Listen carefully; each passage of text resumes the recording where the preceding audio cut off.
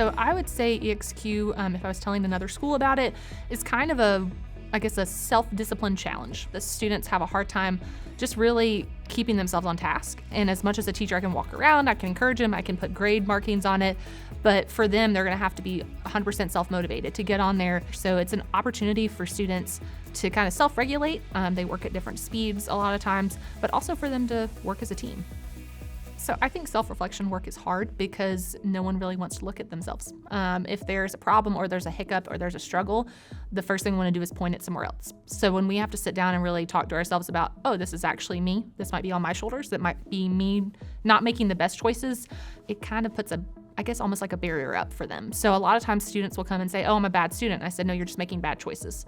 And seeing that difference and reminding them like, okay, maybe we're making a bad choice today. We're not bad. It makes a huge difference.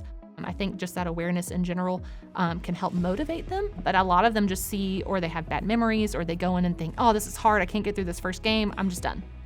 And in fact, that's not how life always works. And I said, at the end of the day, it's a game. You can click through the game, you can figure it out. I said, but this will help you get that perseverance that you need outside of the computer screen. I've implemented brain teasers.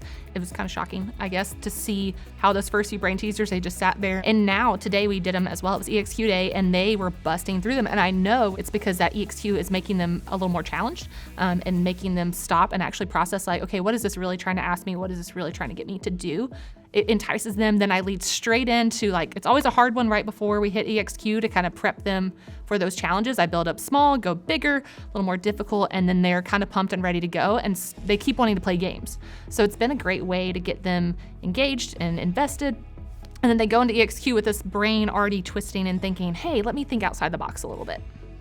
I have enjoyed the fact that we have an EXQ day. I think that gives them the right mindset. It really helps them get engaged and get excited and kind of work together as a class as well to solve problems. I do have students who raise their hand and say, oh, I need a little help, or hey, I can't get through this game. And I've found before I get to them, another student's like, hey, let me help you. I've done that game, and then they see that they have a peer who's a lot like them, and that they're not facing challenges alone, that they're facing challenges together. Teachers will maybe point out certain leaders when in fact can be a leader in everybody. And so EXQ can help them kind of see that. And without that, they'll go out into the world thinking, oh, well, I'm not the standard leader, so I don't have those potential abilities. Until they see it themselves and they're really working through it, they're not really going to get that picture of who they are. It will give them an opportunity to really work through those parts and become a leader in themselves. Be bold, be brave, and have fun.